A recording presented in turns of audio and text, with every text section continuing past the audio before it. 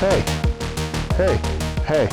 Today we have something quite special to go over. We have a 2014 Ducati 899 Panigale. First thing we'll do is we'll go over all the specs, and if I can find all the modifications, I'll point all those out.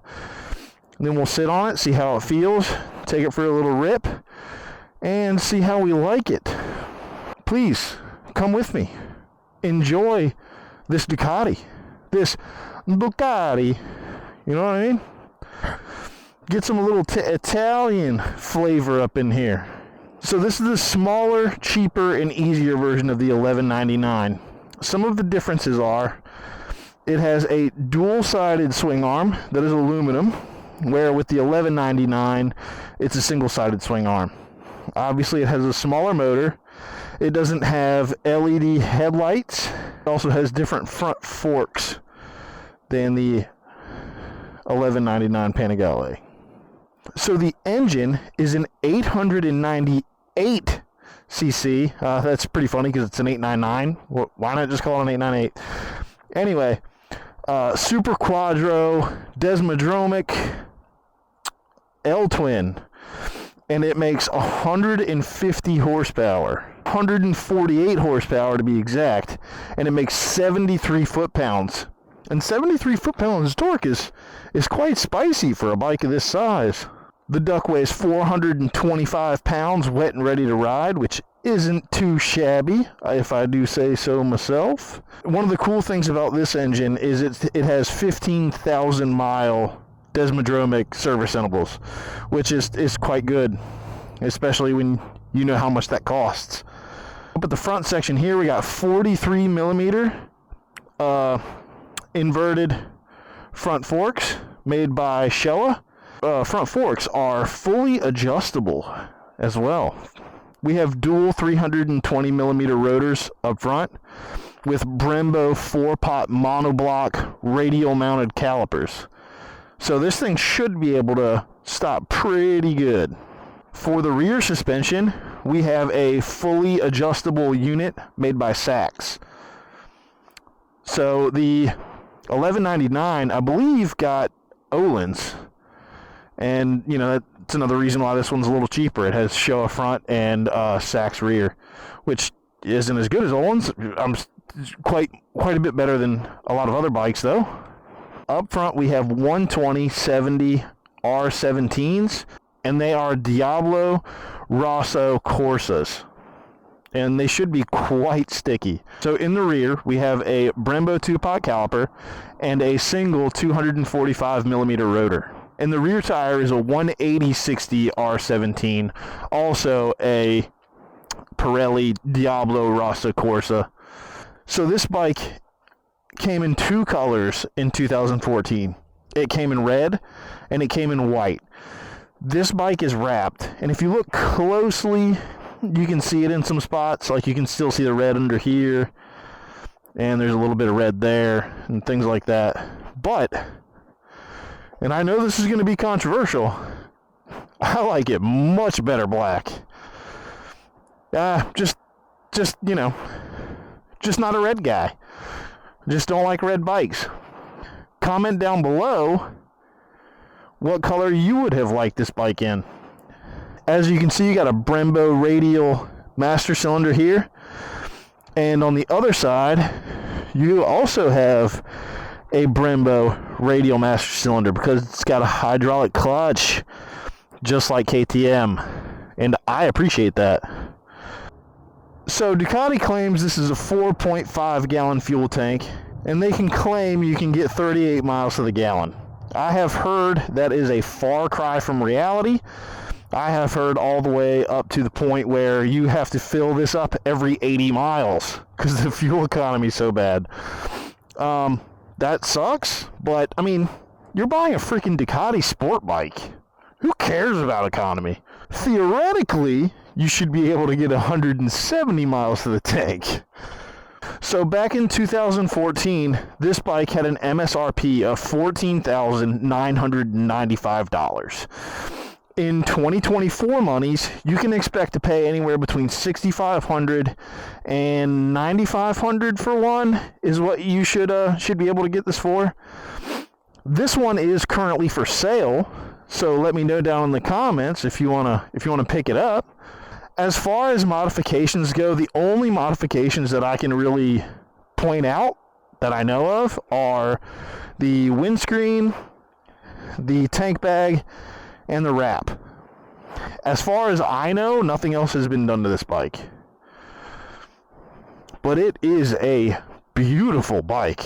I mean, look at it. It doesn't get much better looking than that. I mean, good Lord. So let's sit on the sucker and see how it feels. So the Ducati 899 Panigale is throttle by wire. And because of that, they were allowed to give it a lot of electronic features.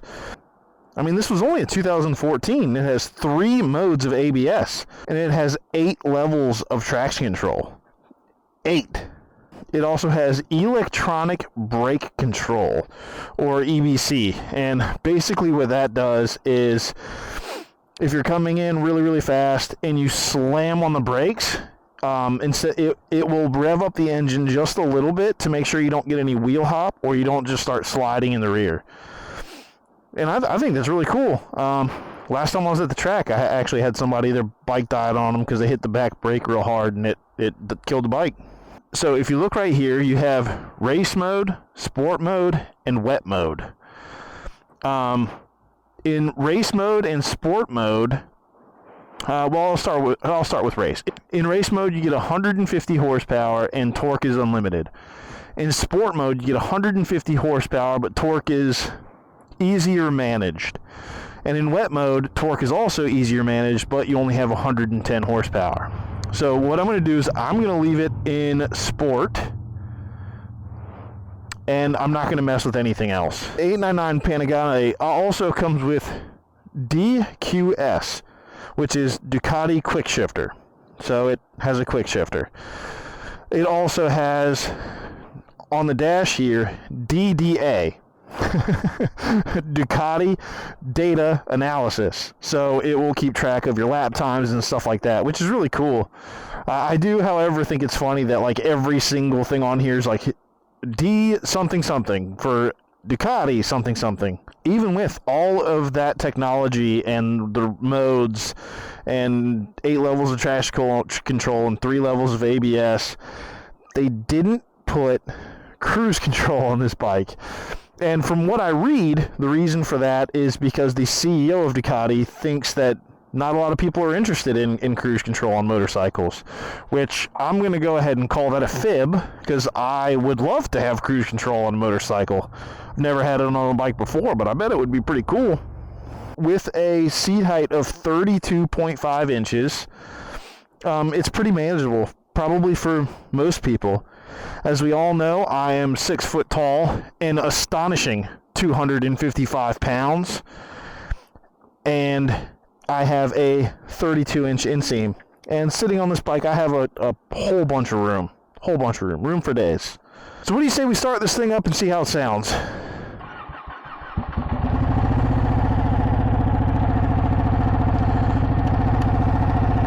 So what do you say we fire up and sound what it sounds like, shall we? Maybe give it a little throttle twist and wake it up a little bit and see how she sounds. With that 898cc L-twin, I'm guessing it'll sound pretty good. And I wasn't wrong. I will say right off the bat though, how the hell did Ducati get away with making a bike this loud? This is the factory exhaust, and listen to it.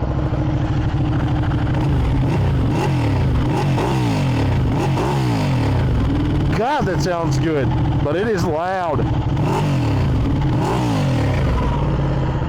What do you say we take it for a little rip, see how it goes?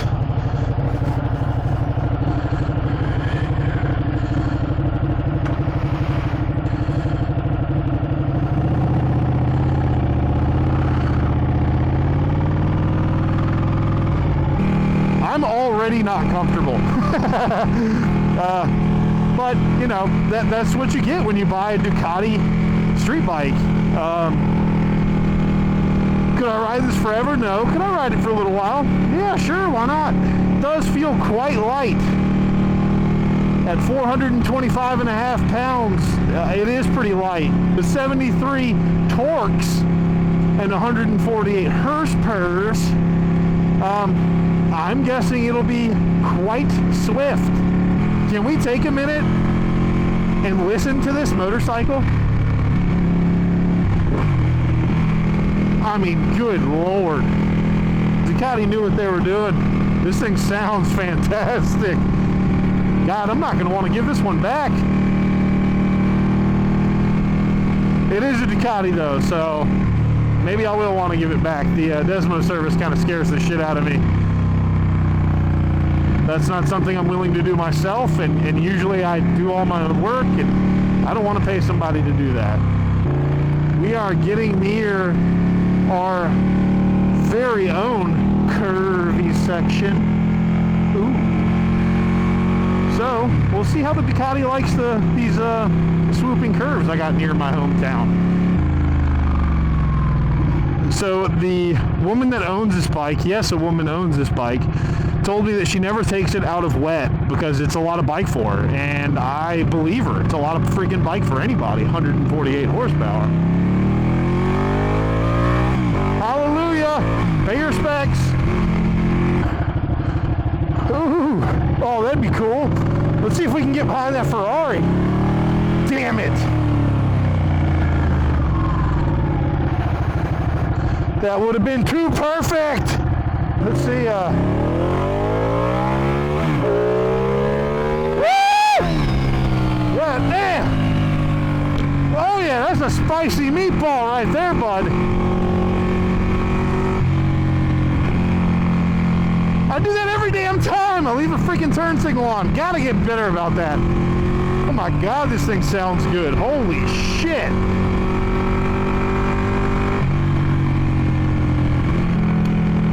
So while I'm writing this, I'll explain something to you all that needs to be explained, because I feel like it's not talked about enough. This is one of those motorcycles that makes you feel something. Okay? It doesn't just enjoy and make, you know, it doesn't just convey enjoyment. It doesn't just like, you know, you don't just have fun because you're riding two wheels. This gives you a feeling, a genuine feeling where you're like, damn, I'm on something special here.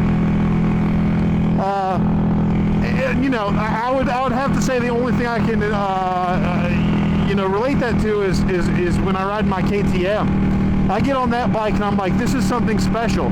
This bike is the same way. And the cool thing is these are pretty cheap. I mean, for Ducatis anyway.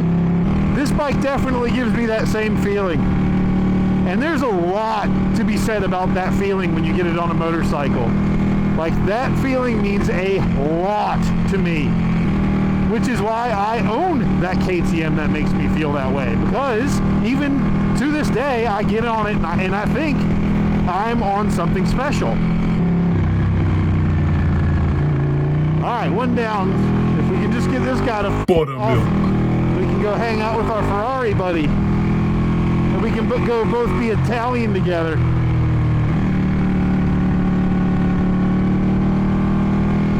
Oh yeah. Oh, we're gonna get up with the Ferrari. Let's go. Oh my God. I haven't felt like that rush of speed like that since I had my FZ1. My FZ1 was the only thing that ever gave me a feeling kind of like that. This thing is freaking fast, dude.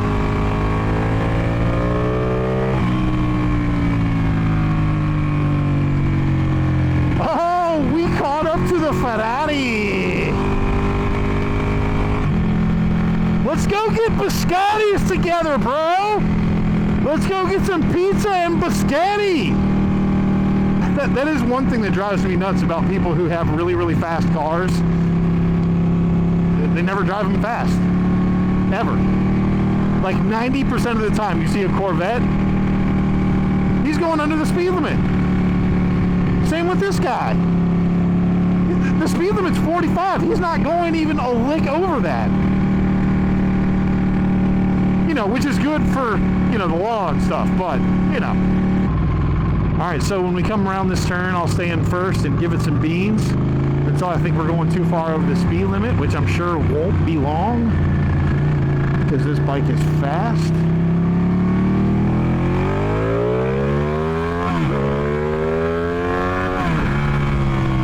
Woo! Yeah! I'll tell you what, it really wakes up at 7,000 RPMs. Oh no. I just realized there's no damn rear view mirrors on this bike! Ah! That drives me so crazy! Why do people take off rear view mirrors? That's how you know if a cop's behind. I mean, that's how you know if a ambulance is behind you. Yeah, we'll go with that. This thing sounds incredible. I like it a lot. Really?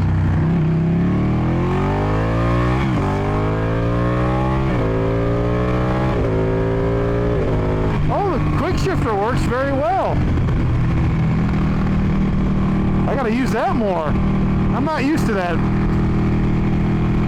I have never owned a motorcycle with a quick shifter, so like using it on a regular basis would take me some time just to get used to. I'll tell you what, this bike really wakes up right at 7,000 RPMs. While we're talking about the RPMs, let's talk about the dash right here. So I'm not going to harp about it too much, but it has the slide bar RPM gauge, which everybody knows it's not my favorite. I like that it has a gear indicator, and I also like how big the speedometer is. I like that it shows you what modes and stuff you're in, but yeah, you know, I'm not going to use them anyway. It shows you the average MPG, 32.5, which is not great. Other than that, I really don't have a lot to say about the dash. It's a generic dash.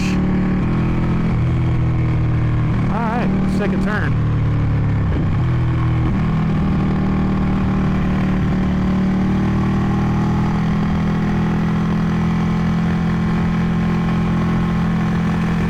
So, while we're on the highway, I am in 6th, about 5,000 RPMs, but I don't feel like I'm working the engine very hard. While we're right here, we're talking about highway manners. Honestly, this isn't bad. I could do this for a good little while. I'm leaning my chest up against the tank bag here, and I'm just kind of leaning into the wind. I mean, so the windscreen's putting the air right at the top of the camera or so. And honestly, I can't get into a full tuck position because of the tank bag that's right here. But, you know, if I could, I'm sure the windscreen would do its job, which is protect you from the wind when you're full tuck. The rider triangle is not comfortable because it's so dedicated. I definitely could not ride this bike for a very long time. My wrists already hurt. My back, I'm sure, isn't far behind. But, you know, the seat's not bad. I thought I was going to absolutely hate the seat, and I don't. It's not bad. Man, I'll tell you what, though. There aren't any other bikes that I've ridden and gotten so many, like, thumbs ups, and, like, that guy right there just gave me a thumbs up. Another guy not too long ago gave me a thumbs up, and I got one of these, and all sorts of stuff. Is that just the Ducati, or because I'm on a sport bike? I'm willing to wager it's because I'm on a Ducati. I can tell the suspension is definitely not set up for me. While we're right here, and we'll start talking about who I think this bike is for. This bike is for people who have a decent amount of expendable cash and want something ridiculously fast, but don't want the 1199. I mean, you know, of the same year, you know, whatever. Because, I mean, if you can find one of these for like 6,507 and it's been well maintained, I absolutely think it would be worth it. Especially if you're confident enough with a bike like this to take on the track. Me? Absolutely friggin' not. I'm not taking this bike on a friggin' track. I do not do very good. Because I'm not very good.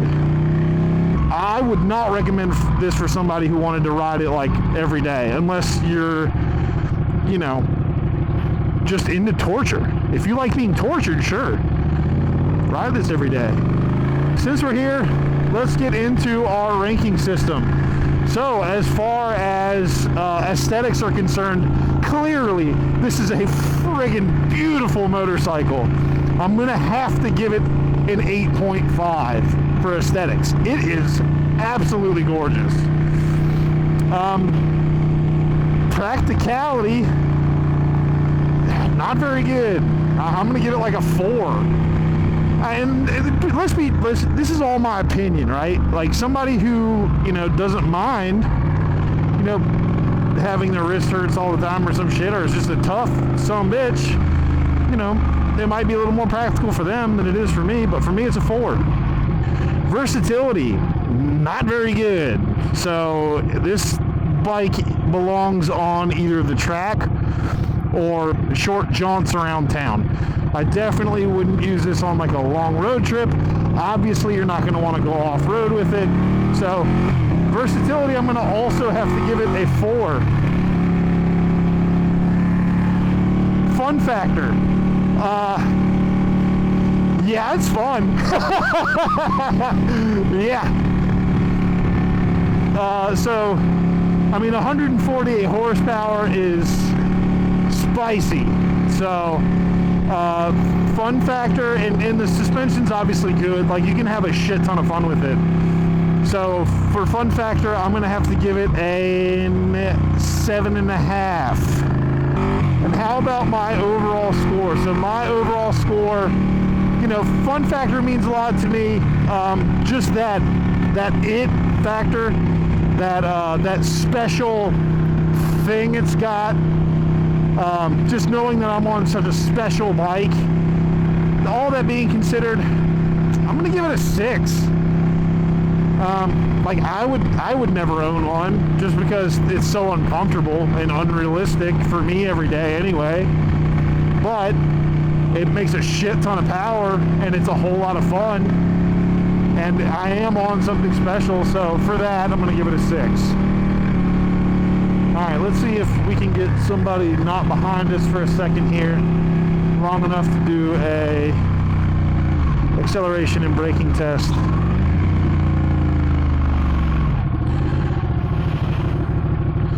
Let's see if I can do it.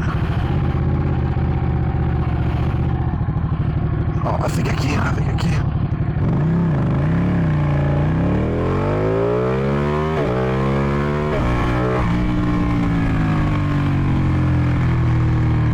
So my butt is starting to get hot, like almost like somebody turned on the seat warmer. And I'm curious if that's the motor? Is it just getting hot? Because it is right spicy on my tushy. Let's go though. Oh my God. I'll tell you, when it gets up to like 6, you know it's about to start the party, and when it gets to 7, it is party on, Jack. That's when all the fun comes on, and you are just having a good effing time. And then before you know it, you're, 3 times above the wall speed, so that's cool. We'll just try to get up to like, 60 or 70.